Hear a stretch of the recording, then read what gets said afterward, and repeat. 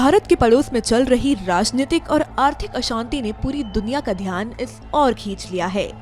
श्रीलंका की आर्थिक और राजनीतिक बदहाली पर भारत की भी नजर है। भारत की चिंता कहीं न कहीं इस बात को लेकर भी है कि कहीं चीन इसका फायदा न उठा ले। श्रीलंका में खाने पीने की चीजों के दाम आसमान छू रहे हैं। वहीं लोगों के बीच राजनीतिक हालातों को लेकर भी रोष व्याप्त है।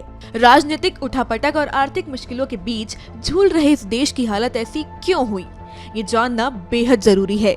ऐसा इसलिए है क्योंकि कभी श्रीलंका तरक्की की राह पर तेजी से आगे बढ़ रहा था। जानकारों की माने तो इसके लिए श्रीलंका खुद ही जिम्मेदार है। जानकारों की राय में इस बदहाली की एक वजह विश्व में फैली कोरोना महामारी थी, जिस पर किसी का कोई नियंत्रण नहीं था। इसका असर पूरी दुनिया में ही देखने को मिला था। श्रीलंका लंबे समय तक गृह युद्ध की चपेट में रहा है। इसके बाद भी इस देश ने कई देशों के मुकाबले अधिक तेजी से तरक्की की है।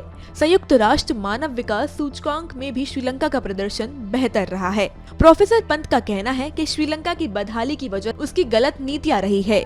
श्रीलंका की दुर्गति के संकेत पहले से ही दिखाई देने लगे थे। श्रीलंका के राजस्व को सबसे अधिक क्षति कर की दर में हुई कटौती रही है। सरकार के फैसले पर वैश्विक क्रेडिट रेटिंग एजेंसियों ने भी सवाल उठाए थे। इस फैसले की वजह से श्रीलंका के अंतर्राष्ट्रीय वित्तीय तंत्र से किफायती दर पर वित्तीय संसाधन जुटाना मुश्किल होता चला गया। इन हालातों का फायदा चीन ने उठाया और श्रीलंका चीन पर निर्भर होता चला गया। पहले से कर्ज के बोझ तले दबा ये देश और अधिक कर्जदार हो गया।